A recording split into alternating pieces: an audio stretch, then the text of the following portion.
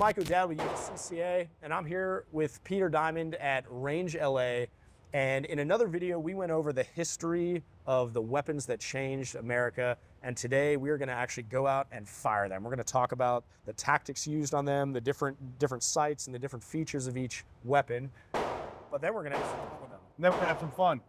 Peter, just out of preference, what is the most fun gun here to shoot? The one I love shooting the most is the one my daughter loves shooting the most, which is the trapdoor Springfield. That's the most fun for me. Why is that? I don't know. It's just something about the single shot, the mechanics, the draw, the action, the opening. You're doing a lot of stuff. Okay. This one's just dirty to shoot. Yeah, I can see that. I've actually still never fired a musket, so I'm really excited. Oh, we're going to get you blowing some powder off. Okay, good.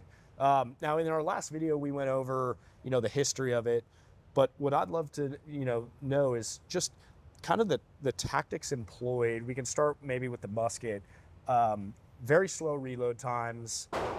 The sights, if you want to even call it sights. There are no sights. That's more just to hold the bayonet.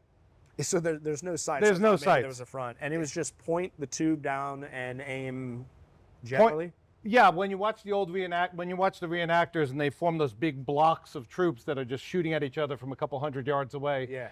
That's pretty much what it is, because it's just a solid pipe with no rifling.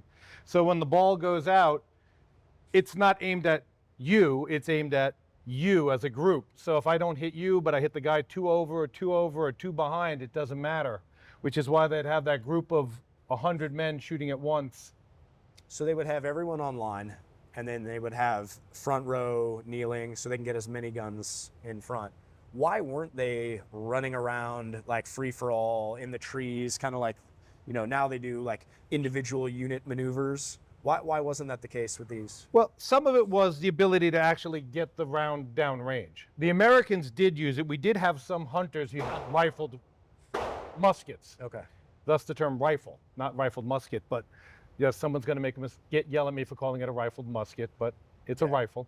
They made rifled ones, and they would shoot from the woods at the British soldiers, and it was effective, but the reload time on those are even slower. Oh. Where this can be reloaded in 15 to 20 seconds, a rifle took over a minute, and you had to patch, and you had to make sure you were still.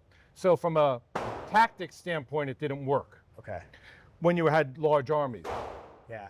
Not until the Civil War did they really have rifled muskets that were effective with the percussion cap on the back. And okay. Unfortunately, they're still using the same tactics from the Revolution and lining up in blocks of men. Still using that. And you're shooting 300 yards instead of 100 accurately. Wow. So this one, you needed that huge block of people just to be able to put the volume down. And it really came down to who flinched first. Because you'd be shooting one round every 20 seconds, 1,000 men at a time, which force standing apart from each other on the middle of an open field broke first and ran. Yeah, I also know a lot of the posture had to do with command and control. Like if a general could keep his men in one place, he could yell, he could give the commands clearly, as opposed to running around kind of individuals. That was a big factor for them. The loads, that's actually something I've not seen. Can you show the people at home kind of what that's all about? Yeah, you know how they wore those like leather, the cross belts with the black leather and the bandolier? This is what would be inside that black leather pouch. Okay, and what is it? And this is actually a cartridge box. Okay. So this would hold their cartridges. There was no standard number. Most people had between 18 and 36 in their cartridge box. And this is the actual, because to reload that quickly, you'd actually make up paper cartridges like this. And the paper cartridges were made out of after a battle, each soldier would make their own. They weren't issued. Oh, wow. So you'd actually cast your own bullets a lot of times. And we'll see later, but this is actually just old newspaper. Actually, this is a brown paper bag. Okay. But you could use craft paper, you can use anything modern. They used newspaper at the time as it was left over. Did you make these, or was I actually did make these. Wow. So what it is a tube. You can feel at the bottom is a ball. Yeah. Which is one of these. Okay. Yep. Man, that's Then there's the military load was 124 grains of black powder. This they called for what they called for a stout load because you wanted to make sure you. So what would do is you'd actually tear this with your teeth. You'd pour about 10 grains into the pan here. You'd pour the rest of it down the barrel, throw the entire paper cartridge with the ball down the barrel as well. It would form like almost like a primitive sabot from the time. okay. When the spark would go off, the ball would go flying out. This would hold it in place because it's a 75 caliber barrel and a 69 caliber ball, so it would rattle otherwise. Wow. So the paper actually holds it in place. It goes shooting out. That's why they're not that accurate. If it was raining, does this all go away, or can they still fire in the rain? Rain made it harder. Yeah. Hard rain, impossible. Okay. Light mist, depends on how dry the powder was, how quickly they would get off their shot after loading. Wow. Combinations like that did not make it easy. So vulnerable. You know, I think it's interesting here with the making of their own round little satchels for the rounds. That's never changed in warfare. You know, whether you go from men who were in Vietnam to modern war, I can tell you distinctly, we would get issued gear, and the first thing we would do is cut straps off and chop things away. Like we would take the butt stocks and get rid of that end because we didn't need it, or on our helmets when we realized it was just extra weight, we would cut the ears off here so that it was just lighter, better way of doing things. That's never changed. Like the soldier gets issued a piece of gear and then he fine tunes it to what is actually. The American soldier is very good at making it work for them. So we're going over right now the musket. This was Over 100 years the British Empire used this. 100 years. This was a smooth bore, so no rifling. This was like one of the earlier muskets that people would use. Peter's running me through this right now, and I'm just absolutely amazed how many phrases we use: lock, stock, and barrel.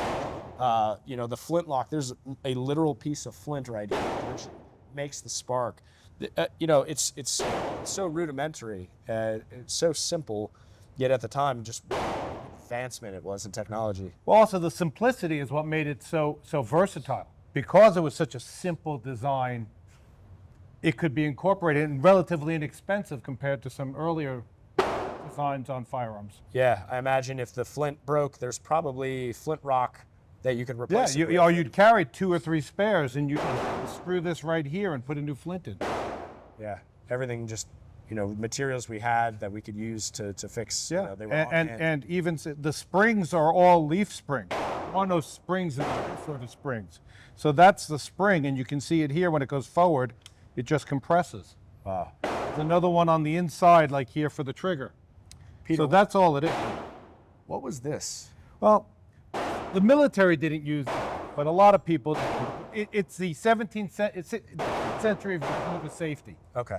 So by putting it over here, if you were 100 and you tripped and fell while you were looking for dinner, it wouldn't spark and set off your round. Makes sense. That makes sense. So all it would do is hit the leather, but you could just pull it off real fast. Ready to go. That's incredible. It wasn't a military invention, but it was a homespun invention. Okay. Really excited for this. Do you want to kind of walk me through what I'm doing here? Yeah, Do you want to shoot it first? I'll walk you through it. Okay. So you would, again, like you would have this in a cartridge box sitting here. All right. You would take one of these out, which is a paper cartridge, which you make up yourself. All it is wrapping paper. Yeah. So on the battlefield, they would just bite them off. Okay. I'm going to be a little more hygienic. And I'm actually just going to tear the top right here. Okay. You throw that away, and you can see the black powder. Wow. So that's just straight black powder. So here you'd have this open. You would have put this back once to half cock. You pour a little bit of the black powder, about 10 grains of it, right there. Okay. Close that down. That's your charge ready to go. That's enough. That's enough to start. So this would be 124 grains. They figured 10 grains for the priming, 5 grains to be spit, and 110 grains to go down the barrel like this. Oh my gosh. I could not imagine under stress of the enemy firing at me and people charging with bayonets to have the calm coordination to measure 10 grains out and then to just, it's incredible. So this is now empty. The ball is still right here in the end, you can see. But you would dump this entire cartridge down in the firearm. The whole cartridge? Whole cartridge. It becomes a very primitive sabot. So it was time saving as well, I'm Yeah. sure. Okay. You would then pull out the rod, pack it down. 1, 2, 3. Pack it in. Take it out. So if you didn't have a rod, you were kind of out with a paddle. You couldn't shoot anymore. Okay. There was no way to get the powder all the way down to where you need it. So now this is ready to go. We come back, the lights click, and you're ready to fire. Wow. So, I was about to say it's that easy. That's not easy. well, it's once you learn the steps, but it isn't that hard. And this was the same, I assume, for the flintlock pistols. It's just, Exactly the same, just some of the some pistols and rifles use the exact same lock. okay. Some flintlock pistols were huge, were 12-inch barrels. Wow. So this is ready to go. Is it something where if you were to lay the barrel downward that it would fall out? No, that's what had it been just the ball, it would have. Okay. The powder's actually holding it in. That paper card is actually holding it in place now. Okay. And there's no sights, so I'm just pulling it. Whoa! Did you see that flinch? Yep. I pulled the trigger and I flinched, Yep. anticipating recoil, and then delay. I felt the spark on my face. You made the same mistake a lot of first-time flinters shoot. You can see the smoke still coming out here. But because it goes off here first, you're up here. It splash finishes. You go like this, and the ball goes out. So the key is to stay on target the whole time and not move even when that stuff is hitting you in the face. Because you have to wait for it to go off. Yep. Wow. So it's a delayed effect. And glasses at the safety glasses when they were I mean, I shooting. felt the sparks hit my forehead and face. I couldn't imagine, like, without iPro, what a. I've done this, and at the end of a day, you can see like the raccoon That's when you take off the glasses from the extra powder. And then the musket ball was right there. There's your ball. This was my big flinch right here. I've never experienced that where there's a hit and a delay in the flinch. Yeah. So it takes a lot of training because you can't just fire it and hold the recoil. You have to fire it, wait for the recoil. And that's why they were all in line and they were all giving commands at the same time. Wow. I have like a complete newfound respect for that fighting, because the idea for me and you to stand here while people are shooting at us and we're just loading and waiting, it's, you know, you really feel like a sitting duck. Quite literally, you're just sitting there. Like I said, it's whoever flinches loses. Hey, I'm pausing the video right now to let you know about a free giveaway that USCCA has going on right now. Check out the link below for all the details, and let's get back to the video. Changing, going, what do you want to call that? Going 30 years, 50 years? Going from 1776 to 1870s. Okay. So roughly 100 years. Wow. Jumping 100 years. During that time, there's a bunch of modernizations of flintlock, cap lock, all that. But this becomes the first cartridge round. Yes, there were some in the Civil War, but they weren't per se standardized. This became standard U.S. issue after the Civil War. Okay. Now, one of the two biggest feature changes I see is, one, the actual chamber where a bullet goes into instead of, or a round goes into instead of a musket load. Right. And then the second, which I see here, is very familiar from Vietnam era and still with the M79 grenade launcher, these leaf sights that come up because rounds that lob, you have to have the ability to change the distance. The distances, to yes. have it accurate. So that started, what year was this again? 1870s. So that's pretty old. You want to tell us a little bit about this one? Yeah, this came out of the government cost cutting after the Civil War. And the concept is they knew they needed a cartridged round, but there was no money, because like every war, when every war ends, the Army always gets shortchanged and there's never enough money to go around. So a gentleman at the Springfield Armory, who worked for the U.S. government, but the Springfield Armory was owned by the U.S. government at the time, Okay. took the old Springfield rifles from the Civil War, which is why this looks familiar if it's closed, to many of the muskets that would have the percussion cap, and figured out this system of the hinged release to modify the existing Civil War muskets that were left over after the war to fire cartridge ammunition. Wow. And thus the term is the trapdoor Springfield, because it's like a trapdoor. And when you open it, I saw that cartridge goes. The cartridge goes flying out. It That's ejects cool. automatically. It's an extractor. It has a very strong manual extractor that just flips on the spring. It really the infantry version was much longer, similar in length here. This is the cavalry carbine, although most cavalry Ford is dismounted infantry.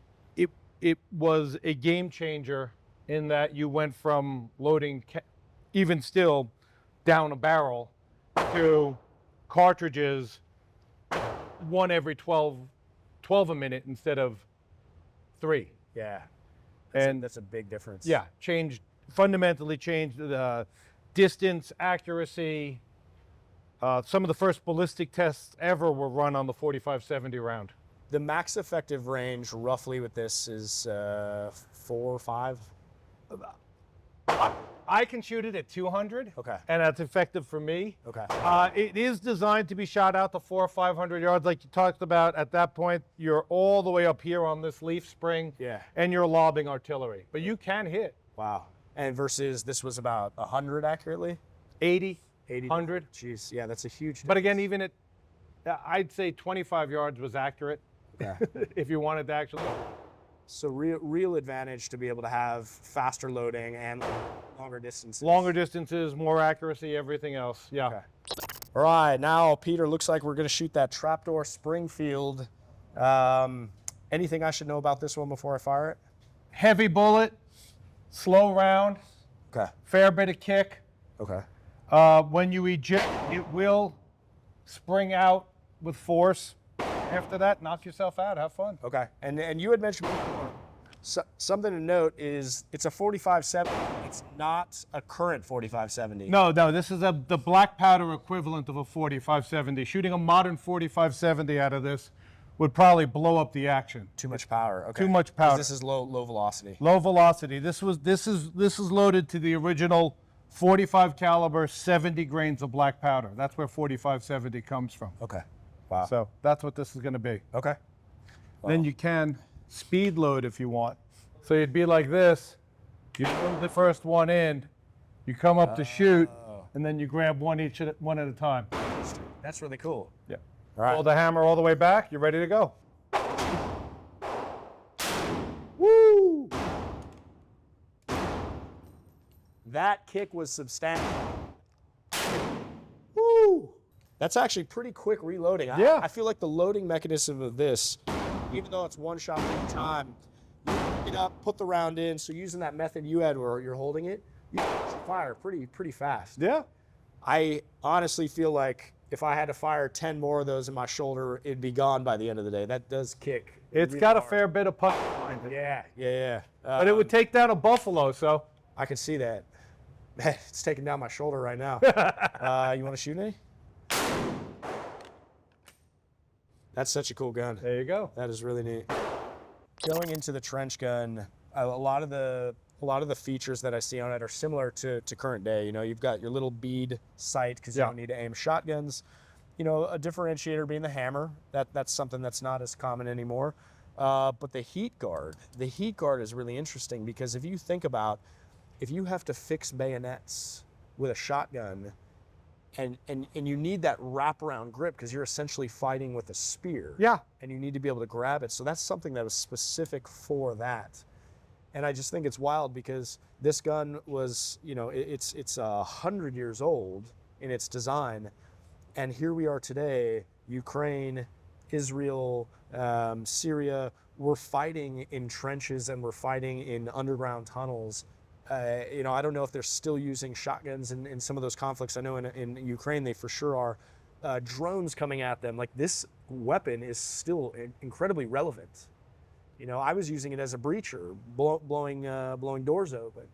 It still is just as relevant as it was 100 years ago. Yeah, slight modifications. Technology might have gotten a little fancier on some of the insides, but primarily it's the same. Yeah, that's wild.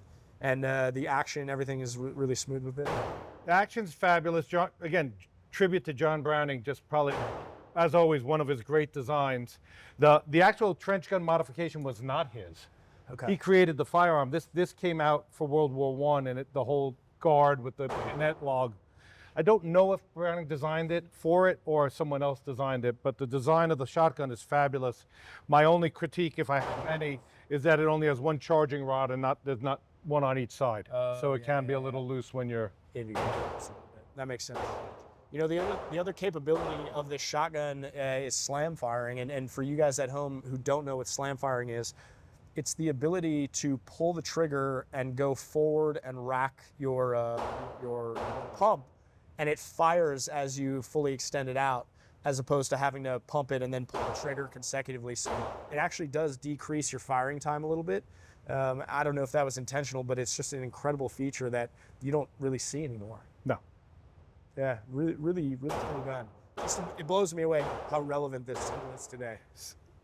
Hasn't changed. You'll never see a musket on today's battlefield, but you will see shotguns. And you might even see one of these. Yeah, especially overseas. And for anyone at home watching this, if you guys know who actually invented this heat shield, you know, I'd prefer you don't just AI ChatGPT this, but if you actually know who invented this, let us know in the comments section. And if you guys are still using this particular model overseas for military or self-defense, let us know as well. Now, Peter, I'm really excited for this. I love shotguns. I carry shotguns when I was overseas, and I still shoot them. Anything I should know about this one before Well, this is the grandfather of what you got. You were in the service. Effectively, it loads just like any pump shotgun. The only difference is you can be holding the trigger back and rack, and it'll fire the next one. The hammer will just come forward on its own. There is no reset. And where do you load? Do you load from the front? Do you load from You load just like you would on most shotgun. pumps, Wow. straight in the back in the tube. Okay. What I really like about this too is the release right here. As you push it in, it ejects out the side, but it drops the bottom here, right? Yes. That's really cool. So just a really neat design. Let's check this thing out. John Browning. I'm gonna try a couple by themselves, and then I'm gonna try slam firing. Woo.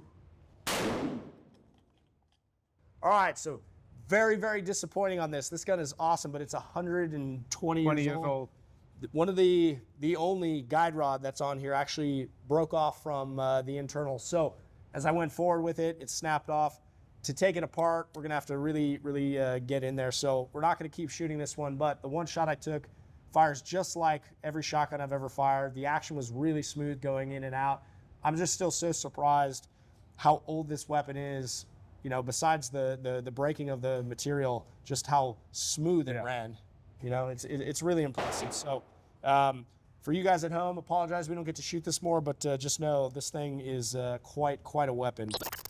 Moving on to the Garand, the first features I see that are drastic improvements from the other rifles are the sights. They're not just more precision, but they're also adjustable.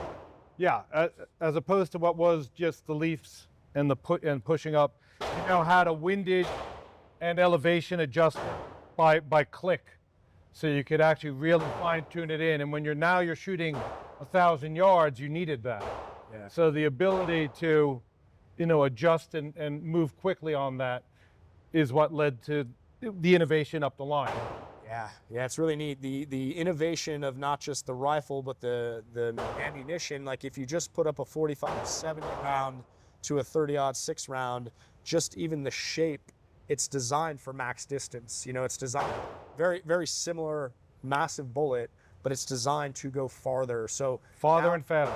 Yeah, as you were saying, 1,000 rounds is completely doable with a rifle like this. That changes the battlefield. That completely changes. Being able to, being semi-automatic at a time, being able to lay down suppressive fire, being able to, instead of having a bolt action and having to have 10 guys, you could have 3 guys Yeah. fire off a magazine at a time. Yeah. Just the distance from 50 yards to 1,000 and being able to effectively work created what became modern military tactics for our military that we're probably still using today. You would know better than I. Now I heard there were some issues. People were complaining about, people who had used these were complaining that after the last round would be fired, it would eject and it would make this iconic ping sound. And people were saying that would give their position away as empty, and it was kind of a disadvantage on the battlefield. Do you know anything about that? Well, you'll hear it when we shoot, and there is a ping sound when the last one fires, but we're on concrete, and you're going to hear a ping. If you were in the woods or on dirt, you're not going to hear it hitting the ground. Not to mention, by the time it would eject out and hit the ground, you would have already put in another 8-round clip and been ready to go. Yeah. So I'm hoping that the other guy would think I'm empty and get up and start coming at me. This would make life a lot easier for me to get him. Yeah. Well, especially if you have the distance that you can fire with these. Right. And again, I think it was just people looking for something to find at fault with probably one of the best battle rifles ever designed. Yeah. All right, Peter. I'm excited to shoot this thing. I've shot a few 30-06s in a Garand. I have a 30. Well, it's not 308. It's the 7.62 Russian bolt action. Does this thing kick pretty good? Compared to that, no. I mean, it's 30-06. You know you're shooting it, but the recoil action takes a lot of that hit away. You can't shoot this without it hurting your shoulder. Compared to an M4, though. Compared to an M4, it's a lot more. All right. The only thing you have to be careful is something called the ram thumb. Oh. When you're pushing these in, if you get your thumb caught in there, snatch it. It'll snap it forward and back and glue your thumb right there. That's interesting. The YouTuber Grant, that huge guy. I wonder if that's probably where he got it from. That's really good. Okay. So, do you want to? No. You push it in right here. The whole thing will push down. Okay. You can actually hold the charging handle back if you want as you drop it in. Let go. Okay. Avoids Garand thumb. I'd like that. Okay, so let's try this.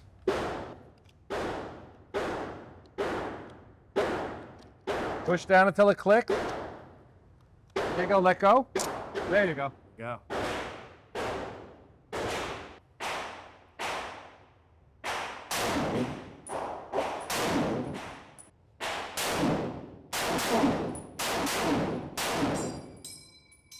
The kick on this thing, it's enough where rapid fire would be pretty hard, but you got to remember, one of these rounds is going to do exponentially more damage than the 5.56 type rounds will do. This is a huge stopping point. Obviously very accurate. The weight, I could tell, would be challenging to hold it over a long period of time. But the weight stay on target too. Yeah. Did you hear that ping? The ping as it came out. Yeah, that would give you away a little bit. But you have another one jammed in there. Ready to go. So I'm old school where I turn sideways. Because this way, the weight of the firearm is in the hand. Yeah. The only thing this hand's doing is the trigger. So now I'm set in, grab it right here.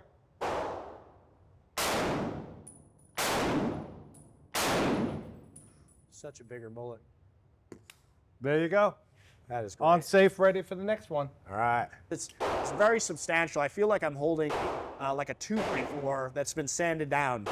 It's weird. It doesn't feel like a rifle. It feels like it's a big hunk of wood around a whole lot of metal. Yeah. This is great. Well, your knowledge of these weapons is really impressive. Something that I actually know a bit about, finally, the M4, so different. First noticeably, just polymer. Yeah. All of a sudden, we have plastic on these guns. Plastic reduces the weight. So we went from, this was 9, you said? 9 pounds. Now to a gun that's maybe 7 pounds. I have a M4 that's for competition that's 5 pounds. That's incredibly light rifle. I don't have to hold it with my forearm to do mag changes. I can just use my wrist and do mag changes. It's incredible advantage. Not only that, but the weight in the ammunition. Yeah, a 30-round mag is not too much lighter than this, 8 rounds. It's a big difference, and I could carry hundreds when I walked around with a saw, essentially a M249 or the Navy equivalent, I could carry 1,000 rounds on me in boxes, and it weighed a lot, but 1,000 rounds of this, you and I couldn't pull that together. No, you need a mule. Yeah. So all of a sudden, all the advances, this has truly gone into the warfighter platform, adjustable sights. Now we have optics, we have the future of warfare. And we finally found, in my opinion, a platform that is so well designed that now we're just changing the caliber. We're not changing, the major features. We're just changing the caliber on the same platform. Whereas these were massively different platforms. Yeah. So in going into, I'm more comfortable and well versed in, the modern rifle, the platform of the M4, coming from the M16. The reason this is so versatile is because on a standard rifle, you have about a max effective range of 550 yards, right? And of course that varies, longer barrel, different munitions, but 550 yards from the same rifle that can be used in close quarters combat, closing in the buttstock. We can have shorter barrels. A 10-inch barrel still has incredible ballistics. You don't wonder why this is such a great versatile rifle. Being able to change out the caliber by just simply, switching out some of the components. I'm gonna shoot this right now. Actually, do you have any interest in shooting this? It's too modern for me. Okay. I'll shoot a little bit of this, but this is kind of, it's been my go-to for such a long time. I'm a huge fan. I'm a huge fan of, even though the bullet's smaller, you just get more of them. You can repeat rounds on top of each other, and that's really effective. You can repeat rounds. I can't. Okay, well let's do it.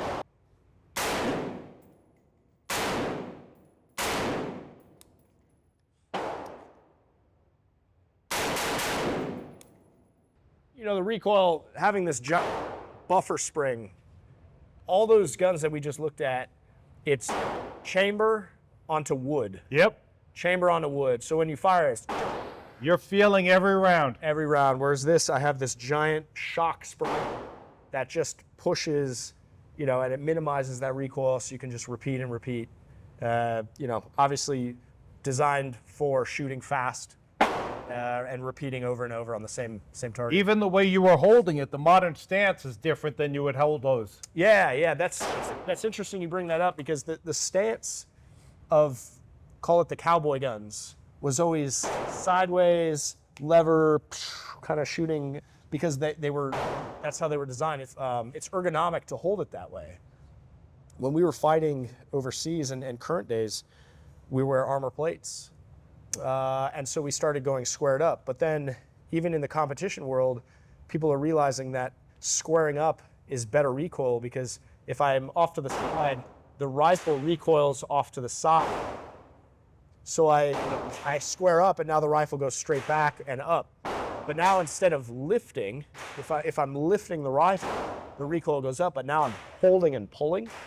So I square to the target, and now I pull directly back, and now it's sticking more like a sewing needle. You go to old Western guns, and it's like. So there you have it. These are some amazing guns that have changed the course of American history. Peter, I thank you so much for telling us all about these. You have a lot of knowledge on these weapons, and really appreciate the time. If you guys are in Los Angeles, make sure you check out Range LA. Extraordinary range, incredibly nice, and thank you for your time. You're welcome. Thank you. Thank you for your service. I appreciate that. Thank you. If you like what you saw, make sure you hit that like button and subscribe. And as always, continue training, whether it's on the M4, the Garand, or the musket. That's how we move forward, and that's how we progress.